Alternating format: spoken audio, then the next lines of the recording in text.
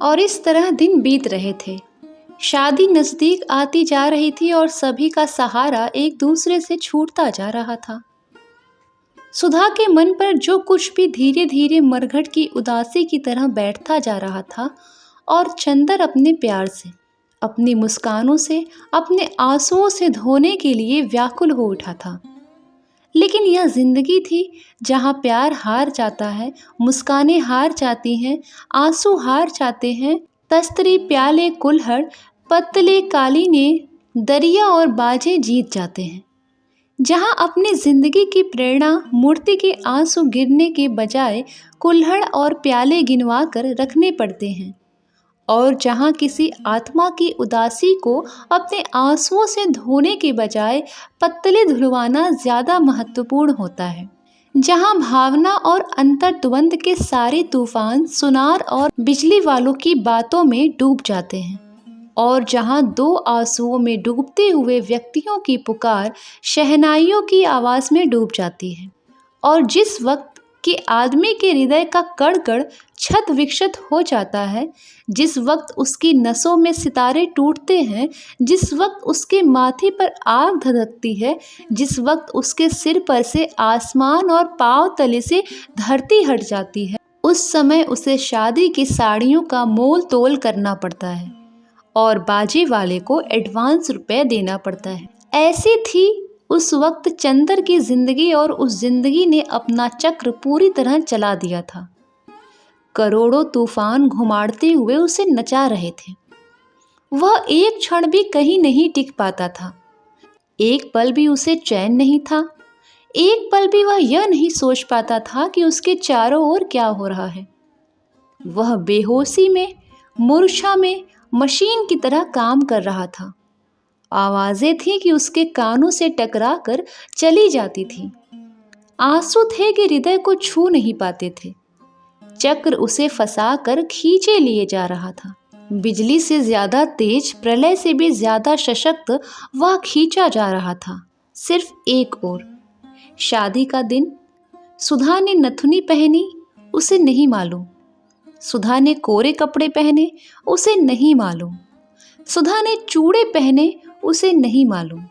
घर में गीत हुए, उसे नहीं मालूम। सुधा ने चूल्हा पूछते वक्त अपना सिर पटक दिया, उसे नहीं मालूम। वह व्यक्ति नहीं था, तूफान में उड़ता हुआ एक पीला पत्ता था। वात्या चक्र में उलझ गया था और झोंके उसे नचाए जा रहे थे। और उसे होश आया तब जब बिनती जबरदस्ती उसका हाथ पकड़कर खींच ले गई बारात आने के दिन पहले, उस छत पर जहां सुधा पड़ी रो रही थी। चंदर को ढकेल कर चली आई। चंदर के सामने सुधा थी, सुधा जिससे वह पता नहीं क्यों बचना चाहता था। अपनी आत्मा के संघर्षों से, अपने अंतःकरण के घावों की कसक से घबराकर, जैसे कोई आदमी एकांत कमरे से भागकर भीड़ में मिल जाता है, भीड़ के निरर्थक शोर में अपने को खो देना चाहता है, बाहर के शोर में अंतर का तूफान भुला देना चाहता है। उसी तरह चंदर पिछले हफ्ते से सब कुछ भूल गया। उसे सिर्फ एक चीज याद रहती थी, और शादी का प्रबंध। सुबह से लेकर सोने के वक्त तक वह इतना काम कर डालना चाहता था कि उसे एक क्षण बैठने का मौका भी न मिले, और सोने से पहले वह इतना थक जाए, इतना चूर चूर हो जाए कि लेटते ही नींद उसे जकड़ ले और बेहोश कर दे। लेकिन उस वक्त बिनती उसे उसके विस्मरण स्थल से खींचकर एकांत में ले आई है, और जहां उसकी ताकत और उसकी कमजोरी, उसकी पवित्रता और उसका पाप, उसकी मुस्कान और उसके आंसू, उसकी प्रतिभा और उसकी विस्मृति, उसकी सुधा अपनी जिंदगी के चिरंतर मोड़ पर खड़ी अपना सब कुछ लुटा रही थी। चंदर को लगा जैसे उसको अभी चक्कर आ जाएगा। वह अकुलाकर घाट पर बैठ गया। शाम थी, सूरज डूब रहा था, और दिन भर की तपी हुई छत पर जलती हुई बरसाती के नीचे एक खरहरी खाट पर सुधा लेटी थी। एक महीन पीली धोती पहने, कोरी मार्किन की कुर्ती पहने, रूखे चिकटे हुए बाल, नाक में बहुत बड़ी सी नथ। 15 दिन के आंसुओं ने चेहरे को जाने कैसा बना दिया। न चेहरे पर सुकुमारता थी, न कठोरता, न रूप था, न ताजगी। सिर्फ ऐसा लगता था कि जैसे सुधा का सब कुछ लुट चुका है। न केवल प्यार और जिंदगी लुटी है, वरन आवाज भी लुट गई है, और नीरवता भी। वैभव भी लुट गया और याचना भी। सुधा ने अपने पीले पल्लू से आंसू पोंछे और उठकर बैठ गई। दोनों चुप। पहले कौन बोले? बिनती आई। चंदर और सुधा का खाना रखकर चली गई। खाना खाओगी सुधा? चंदर ने पूछा।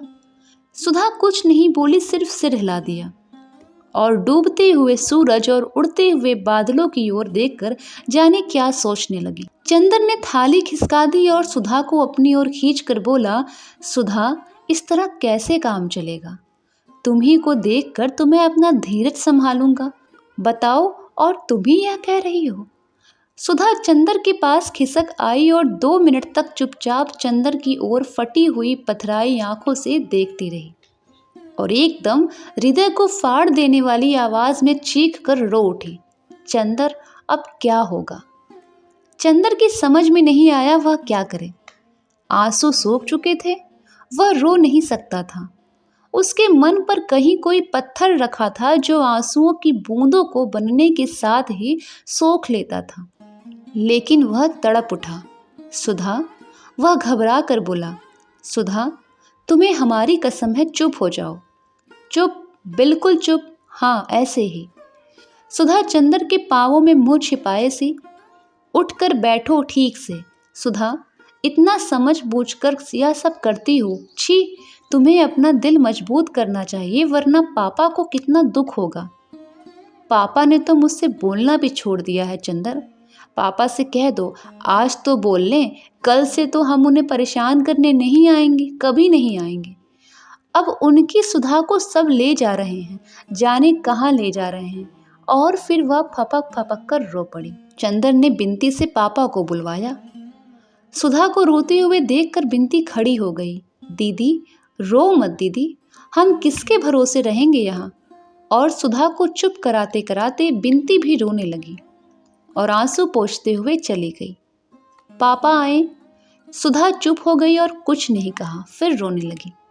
डॉक्टर शुक्ला भर्राए गले से बोले, मुझे यह रोवाई अच्छी नहीं लगती। यह भावुकता क्यों? तुम पढ़ी लिखी लड़की हो, इसी दिन के लिए तुम्हें पढ़ाया लिखाया था। भावुकता से क्या फायदा? कहते कहते डॉक्टर शुक्ला खुद रोने लगे। चलो अंदर यहाँ से, अभी जनवासा ठीक करवाना है। चंदर और डॉक्टर शुक्ला दोनों उठकर चले गए। अपनी शादी के पहले, हमेशा के लिए अलग होने से पहले सुधा को इतना ही मौका मिला। उसके बाद सुबह 6 बजे गाड़ी आती थी, लेकिन खुशकिस्मती से गाड़ी लेट थी। डॉक्टर शुक्ला तथा अन्य लोग बारात का स्वागत करने स्टेशन पर जा रहे थे और चंदर घर पर ही रह गया था जनवासे का इंतजाम करने। जनवासा बगल में था।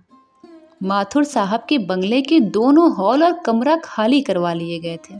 चंदर सुबह 6 बजे ही आ गया था और जनवासे में सब सामान लगवा दिया था। नहाने का पानी और बाकी इंतजाम वह करके आया था। जलपान का इंतजाम तो केदार के हाथ में था, लेकिन कुछ तौलिए भिजवाने थे। बिनती, कुछ तौलिए निकाल दो, चंदर ने बिनती से कहा। बिनती उड़द की दाल धो रही थी। उसने फौरन उठकर हाथ धोए और कमरे की ओर चली गई। ए बिनती, बुआ जी ने भंडारे की अंदर से आवाज लगाई। जाने कहाँ मर गई है मुझौसी। अरे सिंगार पटार बाद में कर लियो, काम में तने दीदा न लगते। बेसन का कनस्टर कहाँ रखा है? अभी आए, बिनती ने चंदर से कहा और अपनी माँ के पास दौड़ी। 15 मिनट हो गए, लेकिन बिनती लौटी नहीं। ब्याह का घर, हर तरफ से बिनती की पुकार बिनती पंख लगाए उड़ रही थी। जब बिनती नहीं लौटी तो चंदर ने सुधा को ढूंढ कर कहा, सुधी, एक बहुत बड़ा सा तौलिया निकाल दो। सुधा चुपचाप उठी और स्टडी रूम में चली गई। चंदर भी पीछे पीछे गया। बैठो, अभी निकाल कर लाते हैं, सुधा ने भरी हुई आवाज़ में कहा और बगल के कमरे में चली गई। वहाँ से लौटी तो उसके हाथ में मीठे की तस्तरी थी। अरे, खाने का वक्त नहीं है सुधा, 8 बजे लोग आ जाएंगे। अभी 2 घंटे हैं, खा लो चंदर। अब कभी तुम्हारे काम में हर्जा करके खाने को नहीं कहूँगी। सुधा बोली। चंदर चुप। याद है चंदर, इसी जगह आंचल में छिपा कर नान खटाई लाई थी। आओ आज अपने हाथ से खिला दूं, कल ये हाथ पराए हो जाएंगे। और सुधा ने एक इमरती तोड़कर चंदर के मुंह में दे दी। चंदर की आंखों में 2 आंसू छलक आए। सुधा ने अपने हाथ से आंसू पोंछ दिए और बोली, चंदर, घर में कोई खाने का ख्याल करने वाला नहीं है। खाते पीते जाना, तुम्हें हमारी कसम है। मैं शाहजहांपुर से लौट कर आऊंगी तो दुबले मत मिलना। चंदर कुछ नहीं बोला। आंसू बहते गए।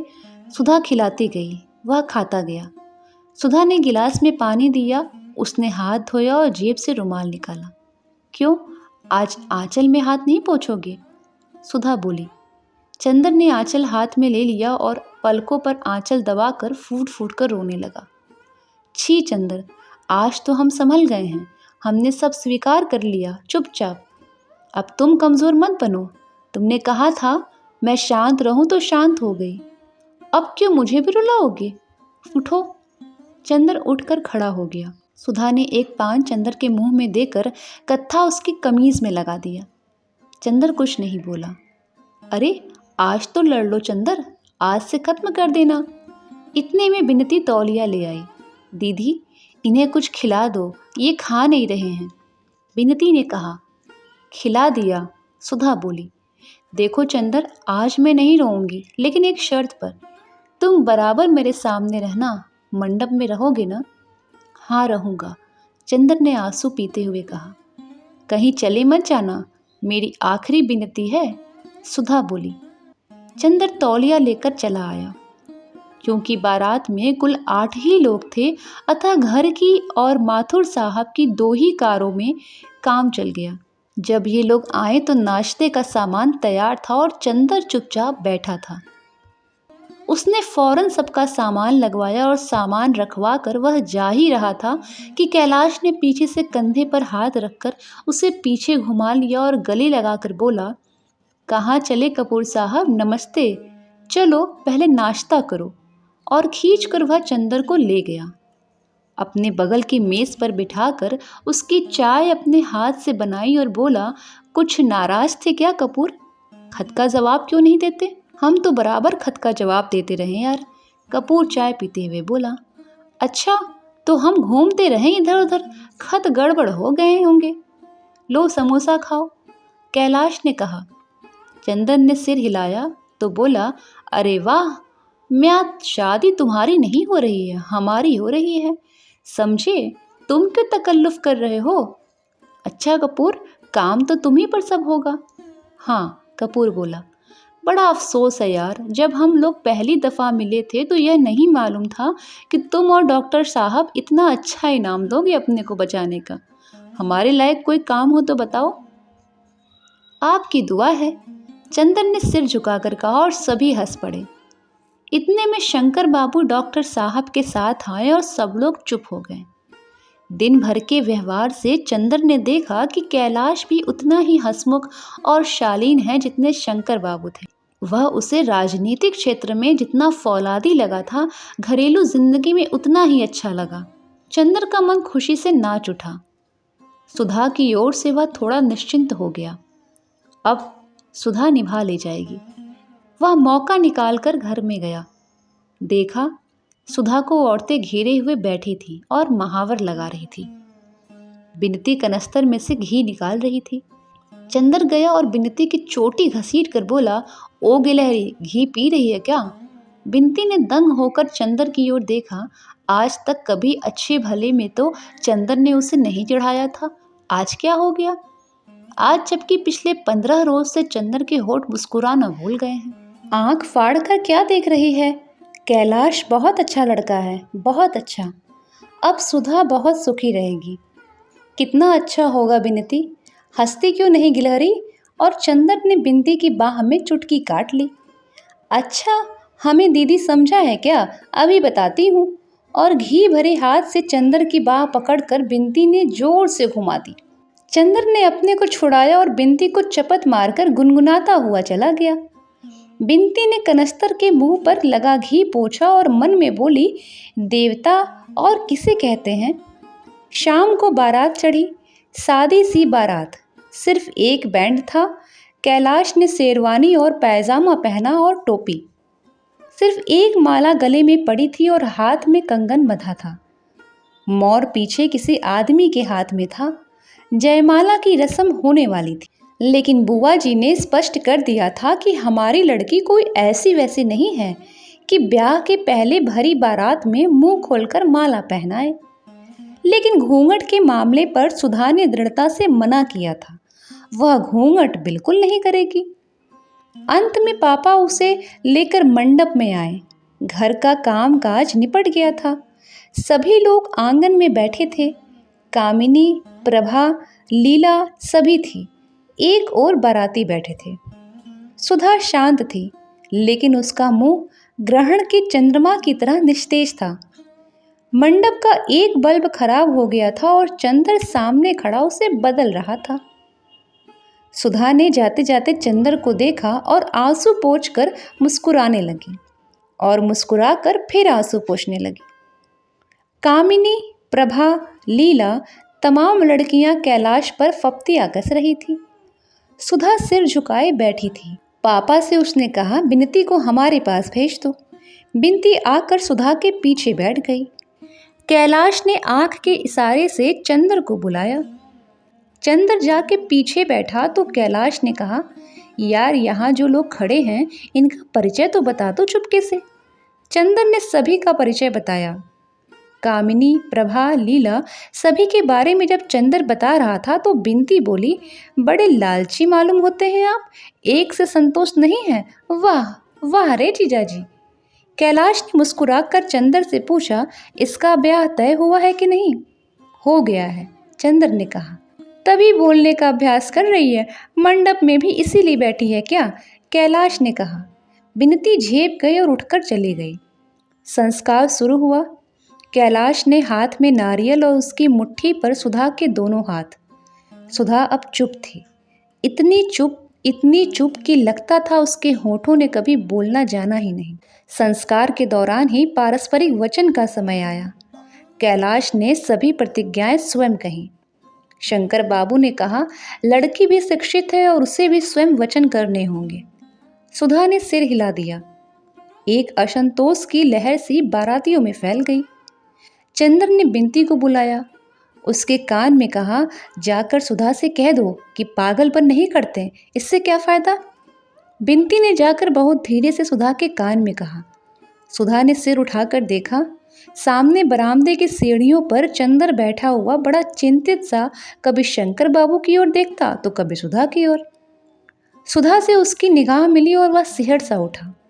सुधा क्षण भर उसकी ओर देखती रही। चंद्र ने जाने क्या कहा और सुधा ने आंखों ही आंखों में उसे जवाब दे दिया। उसके बाद सुधा नीचे रखे हुए पूजा के नारियल पर लगे हुए सिंदूर को देखती रही और एक बार चंद्र की ओर देखा। विचित्र सी वह निगाह, जिसमें कातरता नहीं थी, करुणा नहीं थी, आंसू नहीं थे, कमजोरी नहीं थी, था तो एक गंभीरतम विश्वास, एक उपमाहीन स्नेह, एक संपूर्णतम समर्पण। लगा जैसे वह कह रही हो, सचमुच तुम कह रहे हो। फिर सोच लो चंद्र, इतने दृढ़ हो, इतने कठोर हो, मुझसे मुंह से क्या कहलवाना चाहते हो? क्या सारा सुख लूट कर थोड़ी सी आत्मवंचना भी मेरे पास नहीं छोड़ोगे? अच्छा लो मेरे देवता। और उसने हार कर सिसकियों से सने स्वर में अपने को कैलाश को समर्पित कर दिया। प्रतिज्ञाएं दोहरा दी और उसके बाद साड़ी का एक शोर खींचकर नथ की डोरी ठीक करने के बहाने उसने आंसू पोंछ लिए। चंद्र ने एक गहरी सांस ली और बगल में बैठी हुए बुआ जी से कहा, बुआ जी अब तो बैठा नहीं जाता, आंखों में जैसे किसी ने काली मिर्च भर दी हो। जाओ जाओ, सोए रहो, ऊपर खाट बिछी है, कल सुबह 10 बजे विदा करे को हो, कुछ खायो पियो न तो पड़े रहो। बुआ ने बड़े स्नेह से कहा। चंद्र ऊपर गया तो देखा एक खाट पर बिनती आधी पड़ी सिसक रही थी। बिनती, बिनती, उसने बिनती को पकड़कर हिलाया। बिनती फूट फूट कर रो पड़ी। उठ पगली, हमें तो समझाती है, खुद अपने आप पागलपन कर रही है, चंदन ने रूधे गले से कहा। बिनती उठकर एकदम चंदर की गोद में समा गई और दर्दनाक स्वर में बोली, हाय चंदर अब क्या होगा? चंदर की आंखों में आंसू आ गए। वह फूट पड़ा और विनती को एक डूबते हुए सहारे की तरह पकड़कर उसकी मांग पर मुंह रखकर फूट फूट कर रो पड़ा। लेकिन फिर भी संभल गया और विनती का माथा सहलाते हुए अपनी सिसकियों को रोकते हुए कहा, रो मत पगली। धीरे धीरे विनती चुप हुई और खाट के पास नीचे छत पर बैठ गई और चंदर के घुटनों पर हाथ रखकर बोली, चंदर, तुम आना मत छोड़ना। तुम इसी तरह आते रहना जब तक दीदी ससुराल से लौट ना आए। अच्छा, चंदर ने विनती की पीठ पर हाथ रखकर कहा, घबराते नहीं, तुम तो बहादुर लड़की हो ना, सब चीज बहादुरी से सहना चाहिए। कैसी दीदी की बहन हो, क्यों? विनती उठकर नीचे चली गई। चंदर लेट रहा। उसकी पोर पोर में दर्द हो रहा था। नस नस को जैसे कोई तोड़ रहा हो, खींच रहा हो। हड्डियों के रेशे रेशे में थकान मिल गई थी, लेकिन उसे नींद नहीं आई। आंगन में पुरोहित जी के मंत्र पाठ का स्वर और बीच बीच में आने वाली किसी बाराती या औरतों की आवाज़ें उसके मन को अस्त व्यस्त कर देती थी। उसकी थकान और उसकी अशांति ही उसको बार बार झटके से जगा देती थी। वह करवट बदलता, कभी ऊपर देखता, कभी आंखें बंद कर लेता कि शायद नींद आ जाए, लेकिन नींद आई ही नहीं। धीरे धीरे नीचे का रव भी शांत हो गया। संस्कार भी समाप्त हुआ। बाराती उठकर चलने लगे और वह आवाज़ों से यह पहचानने की कोशिश करने लगा कि अब कौन क्या कर रहा है। धीरे धीरे सब शांत हो गया।